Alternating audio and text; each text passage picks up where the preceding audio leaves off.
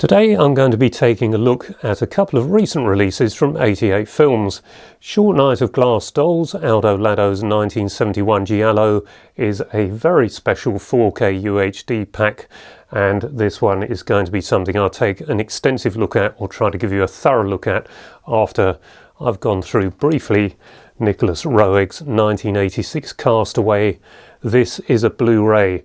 But if you didn't know that, you put it on, you'd probably think it was a 4K. How much better would it be if it was a 4K with that superior colour range?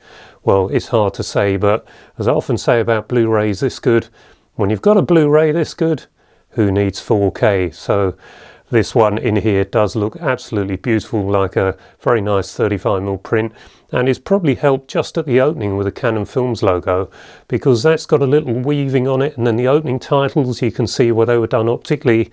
There was some weaving built into it back in that process.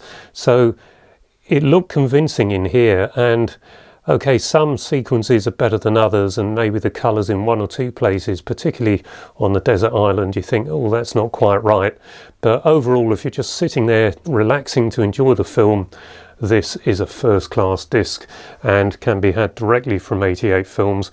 I'll leave links in the description below so you can go directly and purchase these if you want to. But I'll try and show you thoroughly this pack, because it hasn't got an awful lot in it, but it's very good value. It's got some postcards, which I have to be careful when I show you these, because I think the Lucy Irving character played by Amanda Donohoe is naked in all four of those. And then there's this leaflet, sort of pamphlet thing, which has got details of the cast and crew and quite a long summary of the filming of Castaway. So it's 1986, and keep a lookout for early on when Lucy Irving, Amanda Donohoe, gets off a London bus and she's in front of a video library briefly. And there, bearing in mind this is set in 1981-1982, in the window of the video library is a poster for Witness. So that's 1985. I think you got seen in cinemas in 1986 over here. So quite magical really, the way this happens in the movies. Also later on there's one perhaps flawed shot, because they're doing some body doubling, because there was a period during this adventure where the two of them were starving, and so they had a body double in that wasn't really a double, it was a sort of starved double of Amanda Donohoe, and you can see the pair of them walking along the beach and one is in front of the other. I'm not sure we were supposed to see that, but of course this is so clear on our smaller home screens that you can't really miss it. So a couple of things to bear in mind. But when 88 Films sent out the email to say this was coming, my wife was just reading Lucy Irving's book Castaway, which is of course what this is based on, but also Gerald Kingsland, who's played by Oliver Reed, his book too. It was the story of Gerald advertising for a young woman to join him for a year on a tropical island. The tropical island in question is Tuin, I think it's called, and it's just off the northern tip of Australia. But in the film they had to do it in the Seychelles, something to do with all the nudity that was going to be present in the film, and for much of it Amanda Donohoe is completely naked, so you've got to bear that in mind. It's fundamentally just their year on the desert island, the adventures, the starvation they went through, all the problems, and how two people interact. Has an aspect ratio of 1.85 to 1, comes with, well, Dolby Stereo sound in whatever form that is. But of course, if you've got an amp that's capable of Pro Logic or whatever it's called these days on a modern amplifier, you get surround sound, and throughout most of this it would have just passed as a Dolby Digital or a DTS, whatever, because you get enveloped in the sound, you're fixated on the picture, can't take your eyes off the picture for a lot of it, with a beautiful imagery, the blue skies and everything. That is one of the reasons why the image quality is so lovely on this disc. It runs for 1 hour and 57 minutes, and one last thing to say about Castaway. I did put it on my telly to double check the extras and make sure what was on the disc, and I had a sneak peek at the Blu-ray once more, the actual film, and it didn't look as impressive. It looked somewhat artificial, so that may be a side effect of just my telly, but something to bear in mind. It may be one that is best projected, so maybe for those of you out there with home video projectors, this is going to be something that's more preferable for your systems than a lot of televisions are out there. Just something I thought I'd mention, but I'm sure many people who get this will look at it on their OLEDs or whatever they've got and say it looks absolutely beautiful. So we'll see what the responses are when those come in. So moving on to Short Night of Glass Dolls, I'll try and give you an extensive look at everything that's in this pack. Really is very special. It has an aspect ratio of 2.35 to 1, I'll come on to that in a moment. Mono sound, but two options, and it defaults to English sound, which is obviously dubbed, but then again the Italian sound, which you have to go into the menu to select, and then you get Italian sound with English subtitles. That's actually dubbed, because one of these Italian productions that's done with no sound crew on the day of filming, and it was all put in afterwards. So whatever you select, there's a bit of rubber lipping, but just like Django that I reviewed 18 months ago, that had the same problem, but reading the subtitles does take your mind or your eyes off of that, and so I found that the Italian sound overall was better generally anyway, so that's what I would recommend. It has a running time of 97 minutes, and that's just about right for this. It's not the type of film that I would like to look at regularly, but I knew of this film, and so when 88 Films sent out the email for this one, I had a look at the trailer and I thought that looks like an interesting Italian thriller. So the pre-order went in, and I'm glad it did.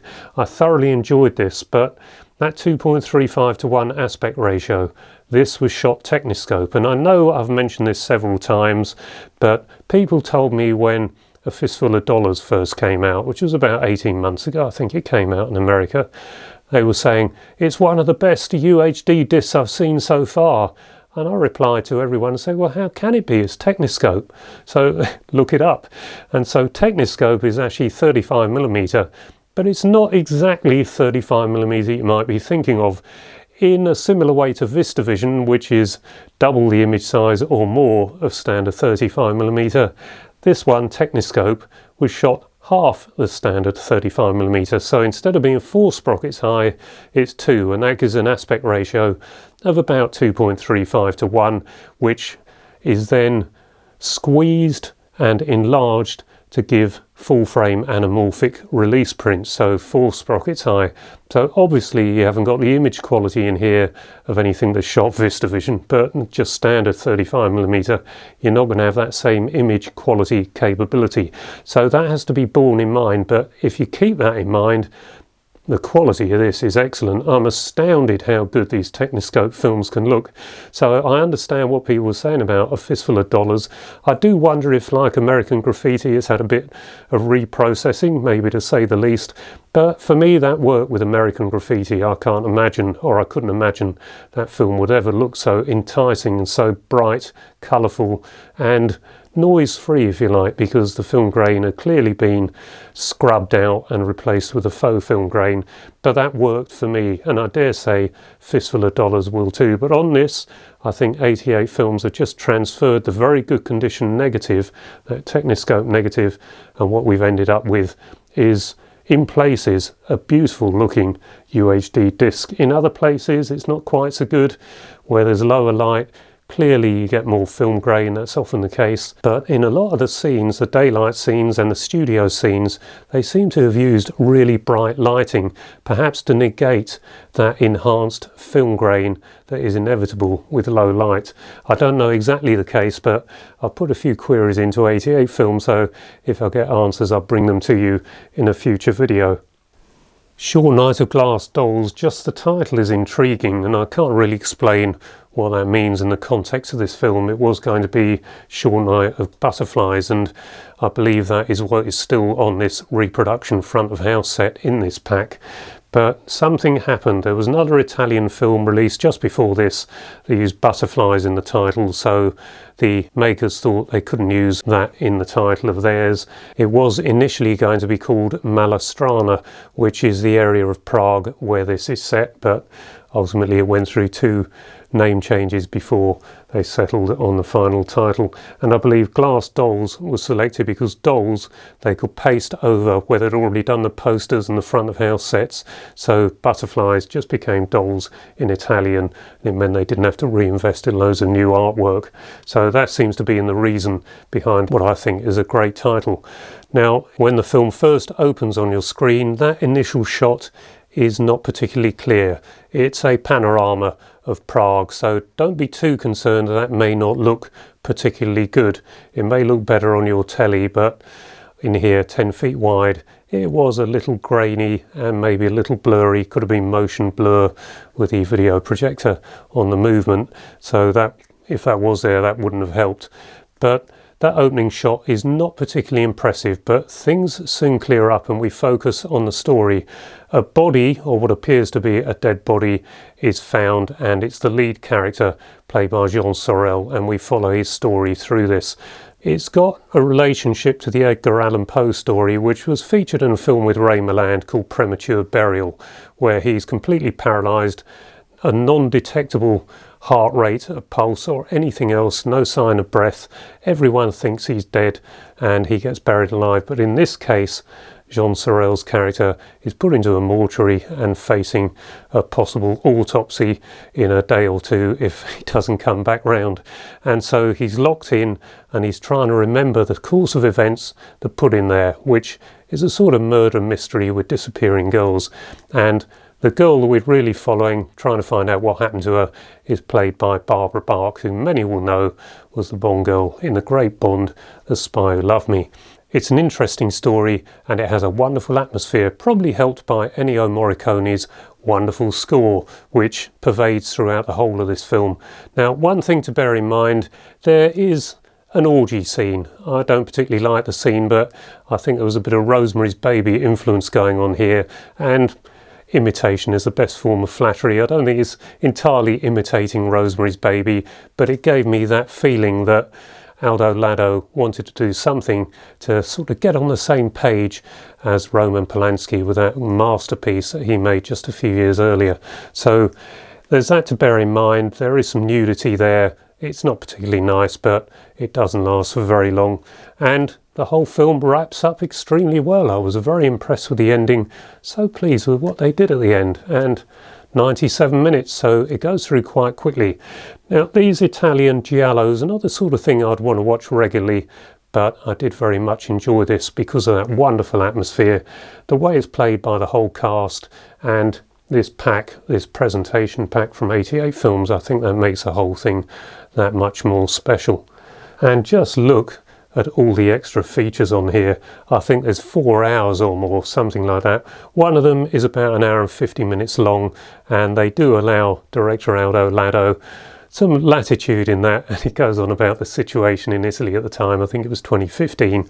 He wasn't very happy about it, but I found even that interesting to listen to, so I rather got into this one, and I think that's in no small part down to such a wonderful pack from 88 films.